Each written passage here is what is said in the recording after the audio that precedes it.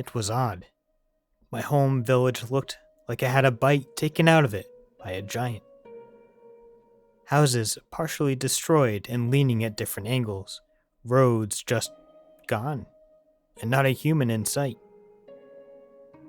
Moving slowly, and, as I hoped, silently toward the destruction, I noticed that there was a black residue left on the stonework of the homes. The lack of bodies informed me that it couldn't have possibly been an attack, though the gut-wrenching smell of decay and sulfur left me confused. Then, it hit me. First, it was whispers. A trick of the ear, I thought. Then it became louder, adding incoherent babbling. Fear spread its icy tendrils down my body as I heard a scream ring out through the night. In an instant, my sword was released from its sheath, and I raced towards the cry. At least, I tried to move in that direction, but after a few paces, my feet sunk into the ground. What? From the shadows, a form emerged, 7 feet tall and roughly 3 feet wide. Wide-eyed, I struggled with my feet and managed to pull one boot loose, but not before I witnessed the horrid appearance of something that my brain just couldn't seem to process. Human eyes and mouths mixed with that of other random creatures dotted the body of what I can only explain as an ooze-like blob. As I watched, a pair of human feet disappeared through one of the mouths, and a new set of eyes and mouths floated to the surface of its body, adding its voice to the others. Tears slid down my face as realization dawned on me. Those mouths and eyes were once my neighbors, my friends, my family, trapped in this unholy abomination before me. Dear reader, I tried to fight, but I couldn't get in close. The ground was like quicksand. The mouth shot from its body in continuous attacks, and the acidic spittle just exploded like fireworks. Before long, I knew that this monster, this abomination, was far beyond my capability. It was with this thought that I retreated to pen this letter in the hopes that one stronger than I would be reading it. I hoped that the contents of this letter, detailing my findings and encounter with the monster, would prove useful in its extermination. If I could, I just ask that the reader would forgive me for 2 things. 1, I couldn't live with myself if I didn't try one last time to end the suffering of my loved ones, absorbed into the cursed monster. If you're reading this, then I have failed in my duty. And 2, please forgive me for whatever havoc I'm about to indirectly incur upon my fellow man. For I have now become part of the thing I so much despised. Continuing on in our quest to cover some of the scariest monsters in the Monster Manual for the month of October. We started off with the blood-sucking bat mosquito, the Sturge. Then the terrifying doppelganger assassin that traveled through almost any reflective surface, the Fetch. And now, everything you need to know about the Gibbering Mouther, its lore, its ecology, and biology. Around since the very beginning of D&D, the Gibbering Mouther is a D&D original, finding its place among other iconic monsters like the Mimic, Gelatinous Cube, and Owlbear. Not every creature found in the monster manuals is originally designed though. Speaking of, did you know that a lot of creatures and elements found in fantasy have been inspired by or taken from world history? Hi everyone, my name is Brett, and welcome to the Fantasy Historian. On this channel, we talk about monsters. Monster spotlights from Dungeons and Dragons and the counterparts that inspired them found in history. as well as any other interesting connections between history and fantasy we can find.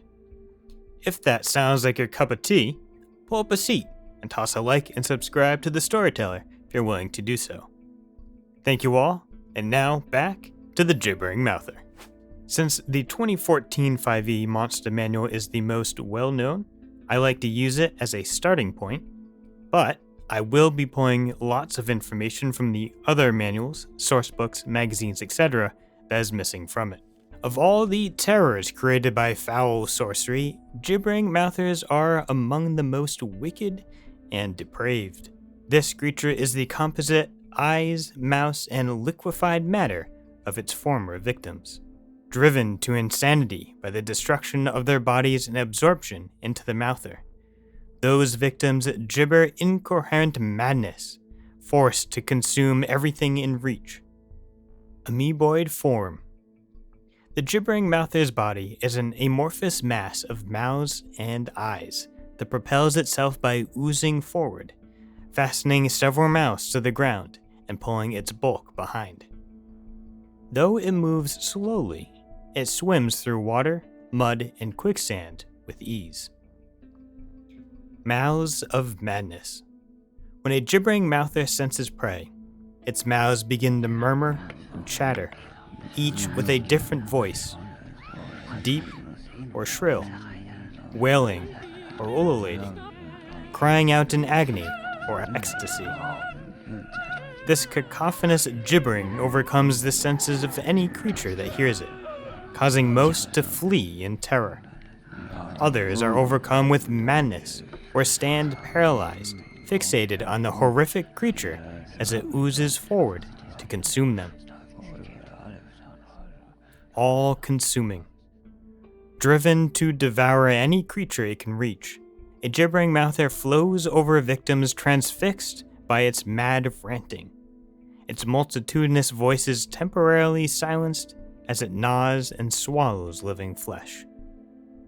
The monster liquefies stone with which it comes into contact, hindering creatures that overcome its gibbering and attempt to flee. A Gibbering Mouther leaves nothing of its prey behind. However, even as the last of a victim's body is consumed, its eyes and mouth boil to the surface, ready to join the chorus of tormented gibbering that welcomes the monster's next meal. This cacophony of tormented souls, blended with the idea that one of those voices muttering utter nonsense could be a loved one or a fallen party member, can make even the most stout-hearted player shift around uncomfortably. Taking a look at the stat block, we see nothing special. It's a medium aberration with a neutral alignment looking to feed for survival and not for any sadistic intent. It has a high constitution, dark vision, because what monster doesn't, and a great passive perception of 10, because eyeballs. Lots and lots of eyeballs. While it has an incredibly slow move speed of 10, it can swim 10 feet. Why does that matter? Well, this pairs very nicely with his first ability, Aberrant Ground. The ground in a 10-foot radius around the Mouther is doe-like difficult terrain. Each creature that starts its turn in the area must succeed on a DC 10 strength saving throw or have its speed reduced to 0 to the start of its next turn. Unless it's glass, it doesn't matter what the ground is made out of. It turns into what is essentially quicksand in a 10-foot radius around the creature, making fights that are up close and personal very difficult. While you're stuck there cursing your luck, you can listen to the incessant gibbering. The Mouther babbles incoherently while it can see any creature and isn't incapacitated. Each creature that starts its turn within 20 feet of the Mouther and can hear the gibbering must succeed on a DC 10 Wisdom saving throw. On a failure, the creature can't take reactions until the start of its next turn and rolls a D8 to determine what it does during its turn. On a 1 to 4, the creature does nothing.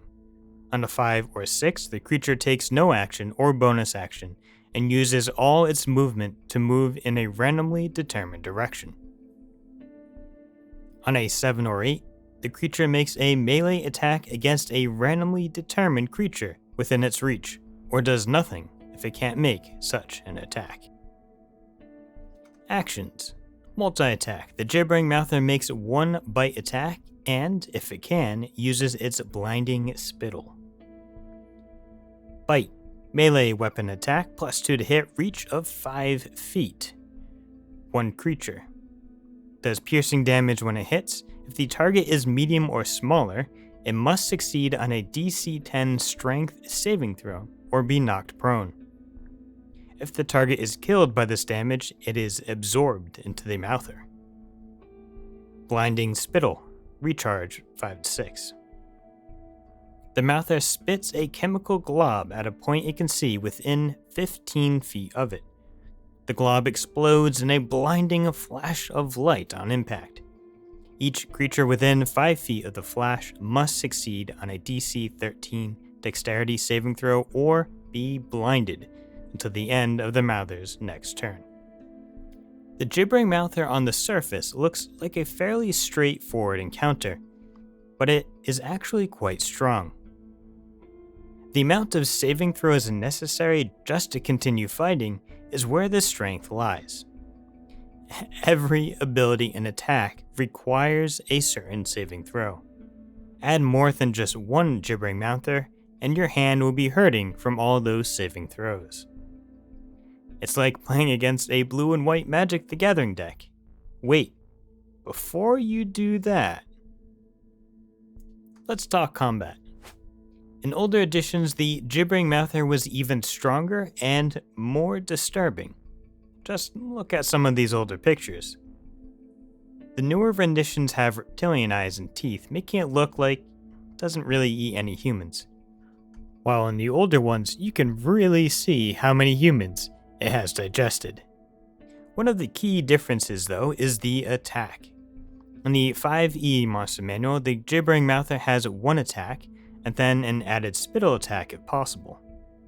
In 3.5e and older, the Gibbering Mouther has 6 attacks plus the spittle attack as a free action, making it much more deadly and raising its CR to 5. Despite its name, the Gibbering Mouther doesn't always gibber. Due to its slow speed, it uses stealth until prey is in range to be affected by the fear, madness, and confusion the gibbering inflicts. While the prey is fighting off madness, the body of the Gibbering Mouther secretes acid and other fluids in a 10-foot radius that melts the ground, breaking down its atomic structure and producing a thick liquid. This unstable ground acts like quicksand, trapping the prey in place. Wonder why the Gibbering Mouther can swim? Here's why. It creates its own advantage from its ability. While swimming towards the prey, the Gibbering Mouther lashes out with a pseudopod that has a mouth attached to the end, essentially flinging those poor trapped souls at the prey, where they then latch on. In the 5e edition, it mentions a saving throw to escape being knocked to the ground, but the older editions have both a grapple and a life drain, as the mouths start to dissolve the body or armor. Speaking of, any gear, especially non-metallic ones, have the potential to be dissolved. Following the bite attacks comes the highly explosive spittle. The Dungeon magazine states that the Mouther's spittle contains the unstable compound ammonium iodide, giving it a flashing explosion that can blind the prey. I guess the fear, confusion, and slow just wasn't enough. Once the prey falls unconscious, the Gibbering Mouther starts the most horrific process of them all: absorption. The prey becomes incurably insane while simultaneously having all but the central nervous system, eyes, and mouth dissolved. Trapped in a state of undying madness. Because of this state, a player who has been absorbed by the Gibbering Mouther cannot be resurrected or spoken to through any spell. Neither does the soul travel to the outer planes. So how do you defeat a Gibbering Mouther? The usual response of stab it with the pointy end in the head or chest doesn't work. In fact, the brain itself is constantly in motion, moving from one spot to another. Having eyes and mouths all over its body allows it to see, bite, and spit like a rotating garden sprinkler, but none of that matters if you just outrange it. Sling those spells. Okay, not everyone is a mage. Luckily, or unluckily, depending on how you look at it, the Gibbering Mouther stinks. And I mean, really, really stinks. Anyone can smell a Gibbering Mouther 20 feet away, which is out of range for all its attacks. This is your first sign of warning. Next, look around, and use the environment to your advantage. Collapse buildings on top of it, hide behind things, create stable footing. Glass in particular is the bane of its existence, being unable to dissolve it. Though, how many people have large panes of glass in their pack is next to zero. And if you do, why? Somehow, silencing or stopping up the ears will also prove helpful against varying conditions the Gibbering Mouther induces. Moving on to reproduction. Gibbering Mouthers reproduce asexually through fission. Once it's grown sufficiently in size, the Gibbering Mouther slides off to a more private area and splits in half, taking up to 4 hours to do so. This is the same process as many amoeba monsters in the D&D universe. The new Gibbering Mouther takes up to 6 months to become a full-grown adult. And that's about it. Sorry, no interesting mating rituals for this one. The scary part about fission, however, is that once Gibbering Mouthers have found a particularly large feeding ground, they can just keep splitting, multiplying in number rapidly. As far as some more plot hooks, the Gibbering Mouther resides in the swamps, but that shouldn't stop any creative ideas. It could be summoned from the far realm, found beyond the D&D universe.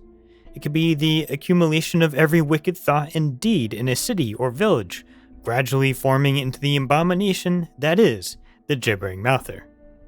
The Dragon magazine mentions its use as a guard or trap.